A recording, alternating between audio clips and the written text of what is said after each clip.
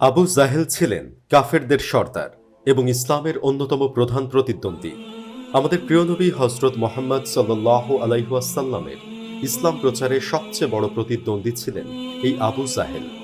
বদরের যুদ্ধের কাহিনী তো আমরা অনেকেই জানি।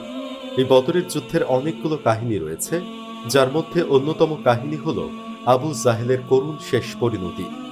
মহান আল্লাহ তাআলা চেয়েছিলেন আবু জাহেল যেন ১৬-১৭ বছর বয়সী দুই তরুণের হাতে মারা যায়।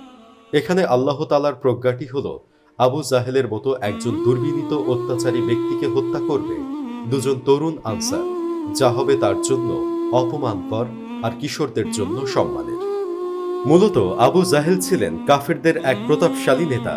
নবীজি যখন মদিনায় চলে এসেছিলেন, তখন নবীজিকে হত্যা করার ঘৃণ্য প্রচেষ্টা চালিয়েছিলেন কাফেরদের এই প্রতাপশালী নেতা।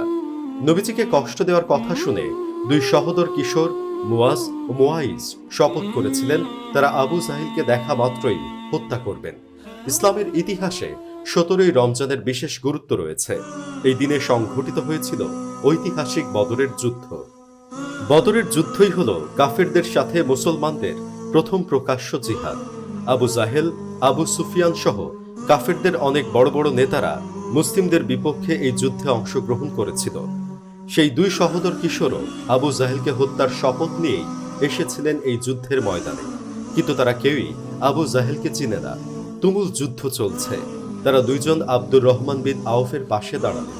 তখনই এক বালক এসে তার হাত জড়িয়ে ধরল, তারপর বলল, চাচা যান, আপনি আবু জাহেলকে চেনেন?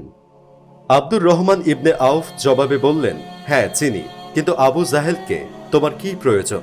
সেই বালক বলল, আমরা শুনেছি আবু জাহেল আমাদের প্রিয় নবী সাল্লাল্লাহু আলাইহি ওয়াসাল্লামকে গালাগালি করে, নবীজির নামে আজে বাজে কথাবার্তা বলে বেড়ায়।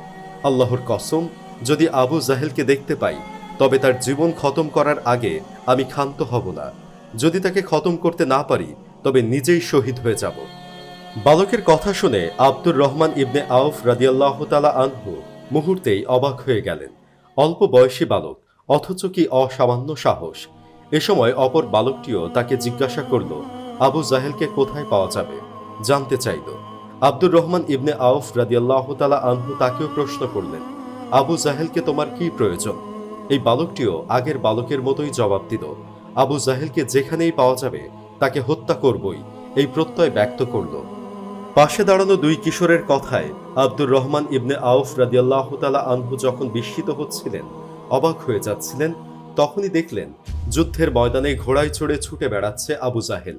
কিশোর দুজনকে দেখিয়ে দিলেন তিনি, বললেন, তোমরা আমার কাছে যার পরিচয় জানতে চাচ্ছ, ওই সেই লোকটা যাচ্ছে। আব্দুর রহমান ইবনে আউফ রাদিয়াল্লাহু তাআলা আনহুয়ের মুখের কথা শেষ হতে না হতেই বালক দুজন ছুটল। তীরের মতো ছুটতে ছুটতে গিয়ে আবু জাহেলের সামনে হাজির হলো দুজনেই। আবু জাহেল ঘোড়ায় চড়ে ছুটছিল। বালক দুজনের পক্ষে ঘোড়ায় চড়ে থাকা আবু জাহেলের শরীরে সরাসরি আঘাত করা ছিল অসম্ভব। একজন আক্রমণ করল আবু জাহেলের ঘোড়ায়, আরেকজন আবু জাহেলের পায়ে খোলা তলোয়ার দিয়ে আঘাত করল। মুহূর্তের মধ্যেই কাফেরদের সর্দার আবু জাহেল মাটিতে গড়িয়ে পড়ল।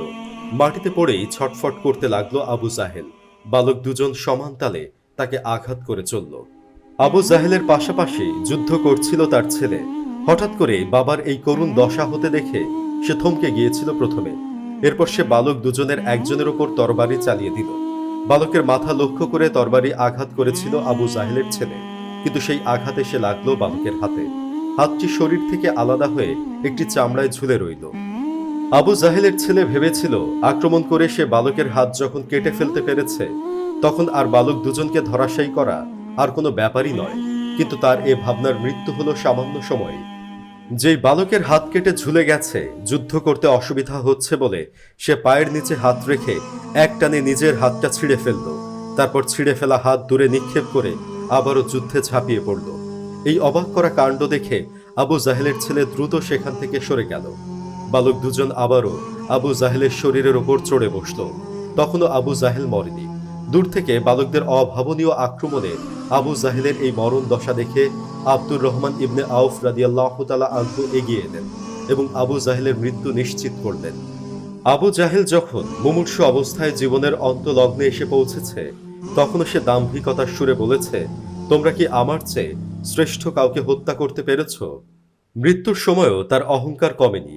তার অহংকারের ভিত্তি কত মজবুত!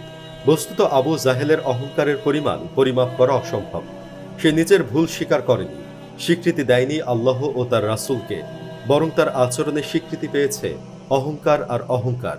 তাই তো মুমূর্ষু অবস্থায় সে আরো বলেছে, আমাকে যদি চাষিরা হত্যা না করে বড় কোনো বীর বাহাদুর হত্যা করত, তবে কতই না ভালো হতো। উল্লেখ্য যে 2 বালক তাকে হত্যা করেছে, তারা মদিনার, আর তারা কৃষিকাজ করত। তার এই কথাতেও অহংকার প্রকাশ পেয়েছে। সে ইসলাম গ্রহণ করতে চায়নি, বরং সে চেয়েছে তাকে যদি কোনো বীর বাহাদুর হত্যা করত, তবে কতই না ভালো হতো। কতটা অহংকার আর জেদ থাকলে মানুষ মৃত্যুর সময়ও এমন কথা বলতে পারে। এই তো সেই আবু জাহেল, যে কিনা অহংকার আর ক্ষমতার দাপটে সত্যকে ডিনাই করেছে অবিরাম। প্রিয় নবী সাল্লাল্লাহু আলাইহি ওয়াসাল্লামকে জন্মভূমি মক্কা থেকে বিতাড়িত করেছে সে। আর তিনি বেরিয়ে যাওয়ার সময় শত কষ্ট বুকে নিয়ে আক্ষেপ করে বলেছেন, ওহে মক্কা, তোর থেকে যদি আমাকে বের করা না হতো, তবে কখনোই আমি বের হতাম না। অহংকার মানুষকে ধ্বংস করে। এ অহংকারই আবু জাহেলকে ধ্বংস করেছে। আল্লাহ তাআলা মুসলিম উম্মাহকে এ ধরনের জেদ ও অহংকার থেকে মুক্ত রাখুন। এ সমাজে যারা আবু জাহেলের মতো জেদ ও অহংকার পোষণকারী রয়েছে, তাদের হেফাজত করুন। আমিন।